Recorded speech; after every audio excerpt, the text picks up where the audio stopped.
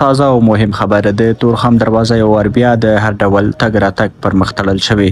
دا چې څنګه او څه وخت نور جزئیات همدلته ویډیو کې وګورئ او چینل هم سبسکرایب کړئ. د جهان نیوز درنو لیدونکو السلام علیکم، ستړي مشئ.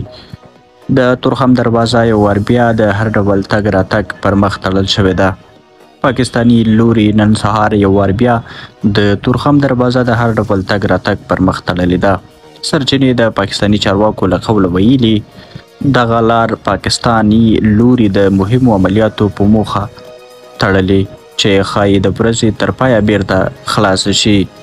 دغه دروازه تېره اونۍ هم د افغان پولیساتو او پاکستانی ملیشو ترمنځ د جګړې له کبله تړل شوې وه چې وړمه ورځ بیرته خلاصه شوه. درنو لیدونکو له ملتیا مو مننه، ښه وخت ښې شوې.